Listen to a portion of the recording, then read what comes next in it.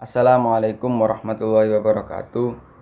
Rabbi shrah li sadri wa yassir li amri wahlul 'uqdatam min lisani yafqahu qawli. Puji syukur kehadirat Allah Subhanahu wa taala yang telah memberikan kita semua nikmat iman, nikmat Islam dan nikmat kesehatan. Shalawat serta salam semoga tetap terlimpah curahkan kepada junjungan kita Nabi besar Muhammad sallallahu alaihi wasallam, karena berkat jasa beliaulah kita dapat mengetahui jalan yang lurus, jalan yang menuju kebenaran dan agama yang sempurna. Langsung saja, saya di sini sebagai moderator dan presentator dari kelompok 6 yang dimana matkul tafsir ayat ikhtisad ini pada kelompok 6 akan mempresentasikan tentang konsep jual beli. Dan saya juga akan memperkenalkan beberapa rekan saya. Yang pertama, Alia Hasanah Munawwaroh sebagai presentator pertama. Kemudian ada Erika Febri Ayu sebagai presentator kedua, dan juga Maisyah sebagai presentator ketiga, dan saya sendiri sebagai presentator keempat. Langsung saja kita mulai pembelajaran materi pada pagi hari ini yang akan disampaikan oleh presentator pertama terlebih dahulu, oleh saudari Alia Hasanah Munawwaroh. Waktu dan tempat dipersilahkan. Assalamualaikum warahmatullahi wabarakatuh. Nama saya Alia Hasanah Munawwaroh, NIM 73. Di sini saya sebagai pemateri pertama. Kali ini saya akan menjelaskan tentang pengertian konsep jual beli dan juga ayat yang menjelaskan tentang konsep jual beli. Yang pertama yaitu pengertian konsep jual beli. Jual beli sendiri berasal dari bahasa Arab, yaitu dari kata al-bai'u yang memiliki arti menjual, mengganti, atau menukar sesuatu dengan sesuatu yang lain. Menurut ulama Hanafiyah sendiri, jual beli merupakan kegiatan saling menukarkan harta dengan melalui cara tertentu yang bermanfaat. Terkait definisi harta di dalam hal ini, terdapat perbedaan pendapat antara jumhur ulama dan juga ulama Hanafiyah. Jumhur ulama berpendapat bahwa yang dimaksud harta adalah materi dan manfaat, sehingga manfaat dari suatu benda boleh diperjualbelikan. Dalam hal ini bisa berupa jasa juga. Sedangkan mazhab Hanafi berpendapat bahwa harta adalah sesuatu yang memiliki nilai, sehingga manfaat dan hak-hak tidak bisa diperjualbelikan. Dalam hal ini, hanya barang saja yang bisa diperjualbelikan tetapi tidak dengan manfaatnya. Dari beberapa penjelasan tersebut, dapat disimpulkan bahwa jual beli merupakan kegiatan menjual, mengganti, serta menukar segala sesuatu dalam bentuk barang yang dapat membawa manfaat bagi kedua belah pihak. Kedua belah pihak dalam hal ini yaitu penjual dan pembeli. Pembahasan yang kedua yaitu ayat yang menjelaskan tentang konsep jual beli. Dalam hal ini, kelompok kami mengambil dua contoh ayat. Yang pertama yaitu Quran Surat Al-Baqarah ayat 275 yang memiliki arti, orang-orang yang memakan riba tidak dapat berdiri, melainkan seperti berdirinya orang yang kemasukan setan karena gila. Yang demikian itu karena mereka berkata bahwa jual beli sama dengan riba, padahal Allah telah menghalalkan jual beli dan mengharamkan riba. Barang siapa mendapat peringatan dari Tuhannya, lalu dia berhenti, maka apa yang telah diperolehnya dahulu menjadi miliknya dan urusannya, atau terserah kepada Allah. Barang siapa mengulangi, maka mereka itu penghuni neraka, mereka kekal di dalamnya. Untuk ayat yang kedua yaitu Quran Surat Al-Jumu'ah ayat 9-10 yang memiliki arti, wahai orang-orang yang beriman, apabila telah diseru untuk melaksanakan sholat pada hari Jumat, maka segeralah kamu mengingat Allah dan tinggalkanlah jual beli. Yang demikian itu lebih baik bagimu jika kamu mengetahui. Apabila sholat telah dilaksanakan, maka bertebaranlah kamu di bumi, carilah karunia Allah dan ingatlah Allah banyak-banyak agar kamu beruntung. Sekian yang dapat saya sampaikan. Untuk pembahasan selanjutnya akan disampaikan oleh pemateri kedua. Terima kasih. Assalamualaikum warahmatullahi wabarakatuh. Perkenalkan, nama saya Erika Febri Ayu, NIM 135. Di sini saya akan menjelaskan mengenai munasabah dan juga asbabun nuzul dari ayat-ayat tersebut. Baik, langsung saja kepada munasabah dari ayat pertama, yaitu ayat Al-Baqarah, surah Al-Baqarah ayat 275. Munasabah pada ayat ini dilengkapi dan disempurnakan nantinya oleh ayat 282 yang mendukung ayat ini dalam hal melakukan transaksi jual beli. Pada ayat ini Allah Subhanahu wa taala menceritakan kondisi orang-orang yang akan memakan riba, seperti berdirinya orang-orang kemasukan syaitan lantaran penyakit gila. Keadaan itu disebabkan karena mereka berpendapat bahwa jual beli dan riba itu sama. Padahal Allah Subhanahu wa taala menegaskan bahwasanya jual beli itu halal dan riba itu haram. Dan di akhir ayat itu Allah mengatakan bahwa orang-orang yang kembali mengambil riba, mereka itu adalah para penghuni neraka. Ayat riba tidak dipahami sebagai bentuk dari perniagaan atau jual beli, tetapi dari sisi prinsip-prinsip umum yang dijalankan, bahwa riba memiliki unsur ketidakadilan dan penganiayaan, sementara jual beli tidak. Riba sering juga diterjemahkan dalam bahasa Inggris sebagai usury, dengan arti tambahan uang atas modal yang diperoleh dengan cara dilarang oleh syara, baik dengan jumlah tambahan yang sedikit ataupun jumlah tambahan yang banyak. Untuk munasabah surah Al-Jumu'ah ayat 9 sampai ayat 10. Munasabahnya yaitu termasuk munasabah ayat yang berdampingan. Dalam kelompok ayat 5 sampai dengan 8 dengan kelompok ayat 9 sampai dengan 10 ini terdapat bukti-bukti dari penerimaan yang tidak total dari orang-orang mukmin terhadap ajaran Nabi Muhammad SAW, bahwa orang-orang Bani Israel melalaikan kitab suci mereka yang diperumpamakan dengan kedelai yang membawa buku namun tidak mendapatkan faedahnya. Begitu juga dengan ayat selanjutnya, yaitu orang-orang mukmin ketika diperintah untuk sholat Jumat dan bahwa ketika mereka sedang sholat datang rombongan pedagang lalu mereka pergi meninggalkan khutbah yang sedang disampaikan oleh Rasulullah. Inilah watak manusia. Untuk asbabun nuzul dari surah Al-Baqarah ayat 275 tidak terdapat asbabun nuzul karena tidak semua ayat dalam Al-Quran itu memiliki asbabun nuzul. Untuk asbabun nuzul pada surah Al-Jumu'ah ayat 9 sampai 10. Turunnya ayat ini berkaitan dengan peristiwa pada saat Rasulullah SAW berkhutbah pada hari Jumat. Kemudian datanglah kafilah dagang yang membawa barang-barang dagangan dari negeri Syam atau sekarang kita sebut sebagai kawasan Palestina. Mendengar ramai gelaran pameran atau ekspo perdagangan dimulai, maka jemaah yang sedang mendengarkan khutbah dari Rasulullah SAW mulai terusik hatinya antara terus mendengarkan khutbah sampai selesai atau keluar walau sejenak untuk memesan barang-barang dagangan yang memang sangat diperlukan. Kemudian ternyata tidak sedikit jamaah Jum'ah pada waktu itu yang terpaksa keluar untuk menjemput rombongan kafilah dagangan dengan meninggalkan mendengar khutbah Jum'ah. Dengan kejadian seperti itu turunlah Al-Quran surah Al-Jum'ah ayat 9 sampai dengan 10. Mungkin begitu saja yang dapat saya sampaikan, kurang lebihnya mohon maaf. Wassalamualaikum warahmatullahi wabarakatuh. Assalamualaikum warahmatullahi wabarakatuh. Saya Maisyah NIM 076 sebagai pemateri ketiga akan menjelaskan tentang kosakata dan susunan redaksi ayat tentang konsep jual beli serta tafsir dan penjelasan ayat tentang konsep jual beli.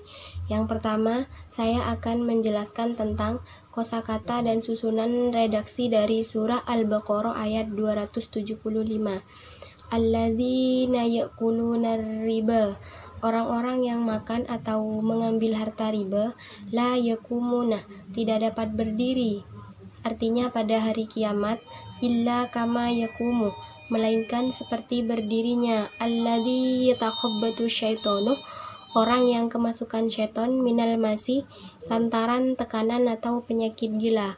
Dzalika bi annahum, keadaan mereka yang demikian itu adalah disebabkan mereka qalu innamal bai'u mithlur riba, mereka berkata sesungguhnya jual beli itu sama dengan riba. Wa ahallallahul bai'ah wa harramar riba, padahal Allah telah menghalalkan jual beli dan mengharamkan riba. Faman ja'ahu mau'idatum mir rabbih, orang-orang yang telah sampai kepadanya larangan dari Tuhannya, maksudnya larangannya itu riba, fangtalahalahu, lalu mereka berhenti dari mengambil riba, masalafa wa amruhu ilallah, maka baginya apa yang telah diambilnya dahulu sebelum datangnya larangan, maksudnya riba, dan urusannya itu terserah Allah. Waman ada faulaika ashabun nari, orang yang kembali atau mengambil riba, maka orang itu adalah penghuni-penghuni neraka. Hum fiha khalidun, mereka kekal di dalamnya, maksudnya di dalam neraka. Yang kedua adalah kosakata dan susunan redaksi dari surah Al-Jumu'ah ayat 9 sampai 10. Ya ayyuhalladzina amanu, hai orang-orang yang beriman, idza nudiya, apabila diseru orang-orang yang beriman, lisholawati min yaumil jum'ati, untuk menunaikan sholat Jumat, fas'au ila dzikrillah, maka bersegeralah kamu kepada mengingat Allah, maksudnya untuk melaksanakan sholat Jumat. Wadharul bai'i, dan tinggalkanlah jual beli, dzalikum khairul lakum, karena yang demikian itu lebih baik bagimu, maksudnya meninggalkan jual beli untuk menunaikan sholat. Yang kuntum ta'lamun, jika kamu mengetahuinya. Fa'idza qudiyatis sholatu, apabila telah ditunaikan sholat, fangtasiru fil ardi, maka bertebaranlah kamu di muka bumi, wabtaghu min fadlillahi, dan carilah karunia Allah, wadhkurullahi katsiran, dan ingatlah Allah banyak-banyak, la'allakum tuflihun, supaya kamu beruntung. Yang kedua, saya akan menjelaskan tentang tafsir dan penjelasan ayat tentang konsep jual beli. Yang pertama dari surah Al-Baqarah ayat 275. Pada ayat ini telah dijelaskan bahwa Allah telah menghalalkan jual beli. Artinya, jual beli itu merupakan sebuah aturan syariah yang telah ditentukan oleh Allah Subhanahu wa Ta'ala. Melalui aturan ini, Allah memberikan jalan muamalah dalam jual beli secara jelas, gamblang, dan terperinci. Pada ayat ini pula Allah juga mengharamkan riba. Artinya, riba itu merupakan salah satu maksiat yang termasuk dalam kategori dosa besar, dan pelakunya diancam dengan siksa neraka jahanam yang pedih dan tiada tara. Ancaman bagi pelaku riba di dunia adalah bahwa hartanya akan hancur, dan di akhirat dia akan dibangkitkan seperti orang gila. Yang kedua yaitu tafsir dan penjelasan dari surah Al-Jumu'ah ayat 9 sampai 10.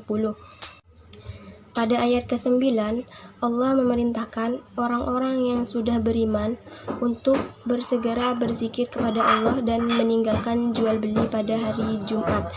Sedangkan pada ayat selanjutnya, Allah menerangkan bahwa setelah selesai melakukan sholat Jumat, umat Islam boleh bertebaran di muka bumi untuk melaksanakan urusan duniawi dan berusaha mencari rezeki yang halal. Sesudah menunaikan yang bermanfaat untuk akhirat, hendaklah mengingat Allah sebanyak-banyaknya dalam mengerjakan usahanya dengan menghindarkan diri dari kecurangan dan penyelewengan. Sekian penjelasan dari saya. Wassalamualaikum warahmatullahi wabarakatuh. Saya sebagai presentator keempat dan selaku moderator di sini saya mempresentasikan tentang kesimpulan ayat tentang konsep jual beli. Yang pertama, Quran surat Al-Baqarah ayat 275. Di sini kami simpulkan menunjukkan bahwa pentingnya masalah riba ini harus segera disampaikan kepada umat agar kaum muslimin tidak terjebak kepada perkara tersebut, dan riba itu mutlak diharamkan oleh Allah Subhanahu wa taala. Jadi selama Allah taala mengharamkan riba, maka tidak ada alasan bagi lagi untuk membantah atau menolaknya. Sesungguhnya jual beli itu sama dengan praktek ribawi dalam kehalalan keduanya, karena masing-masing menyebabkan bertambahnya kekayaan. Maka Allah mendustakan mereka dan menjelaskan bahwa Dia menghalalkan jual beli dan mengharamkan transaksi ribawi, karena dalam jual beli memiliki berbagai manfaat orang-orang secara individu dan masyarakat, dan karena dalam praktek riba mengandung unsur kemudaratan yang besar, dan juga hal itu sudah jelas merugikan pihak lain, hilangnya harta dan kehancuran, maka siapa saja yang telah sampai padanya larangan Allah terkait riba lalu dia menghindarinya, maka baginya keuntungan yang telah berlalu sebelum ketetapan pengharamannya. Tidak ada dosa atas dirinya padanya, dan urusannya dikembalikan kepada Allah terkait apa yang akan terjadi pada dirinya pada masa yang akan datang. Apabila seorang yang istiqomah dalam taubatnya, maka Allah tidak akan menghilangkan pahala baiknya. Dan barang siapa yang melakukan praktik riba sedangkan dia telah mengetahui larangan Allah tentang itu, maka orang tersebut pantas mendapatkan siksa dan hujah telah tegak nyata di hadapannya. Oleh sebab itu Allah berfirman, maka mereka itu adalah para penghuni neraka, mereka kekal di dalamnya. Kemudian dari ayat yang kedua, yakni dari Quran surat Al-Jumu'ah ayat 9-10. Di sini menyimpulkan perintah Allah terhadap orang muslim yang telah memenuhi syarat sebagai mu'alaf untuk melaksanakan sholat Jumat. Umat Islam sangat diwajibkan melaksanakannya dan meninggalkan segala pekerjaannya. Jadi umat Islam ini diwajibkan untuk sesegera mungkin ketika sudah waktunya sholat Jumat segera menuju ke masjid dan meninggalkan segala urusannya. Kemudian ketika di dalam masjid harus fokus untuk mendengarkan khutbah Jumat. Tidak boleh ada perbincangan baik itu tentang bisnis ataupun keilmuan, seperti itu. Umat Islam yang memenuhi panggilan Allah salat Jumat tersebut tentu akan memperoleh banyak hikmah. Umat Islam yang telah melaksanakan salat Jumat diperintahkan Allah bertebaran mencari rezeki pekerjaan agar memperoleh karunia-Nya, entah ilmu, pengetahuan, kesehatan, harta benda, dan lain sebagainya. Dimanapun dan kapanpun kaum muslimin berada serta apapun yang mereka kerjakan, mereka dituntut oleh agamanya agar selalu mengingat Allah. Mengacu kepada Quran surat Al-Jumu'ah ayat 9-10, umat Islam diperintahkan dalam agama agar selalu disiplin dalam menunaikan ibadah wajib seperti sholat maupun ibadah yang tidak wajib, dan selalu ingat berusaha bekerja sesuai nilai-nilai Islam. Selain berisikan perintah melaksanakan sholat Jumat, juga memerintahkan setiap umat Islam untuk berusaha atau bekerja mencari rezeki sebagai karunia Allah Subhanahu wa taala. Ayat ini memerintahkan manusia untuk melakukan keseimbangan antara kehidupan di dunia dan mempersiapkan untuk kehidupan di akhirat kelak. Caranya selain selalu melaksanakan ibadah ritual secara tekun dan sungguh-sungguh. Alhamdulillah, materi hari ini telah selesai yang dipresentasikan oleh kelompok 6. Saya selaku moderator dari kelompok kami, apabila ada kekurangan, kesalahan baik dari video, makalah ataupun yang lain penyusunan, kami mohon maaf sebesar-besarnya. Sekali lagi kurang lebihnya saya mohon maaf. Sebagai perwakilan kelompok, kami semua mohon maaf. Billahi taufiq wal hidayah. Wassalamualaikum warahmatullahi wabarakatuh.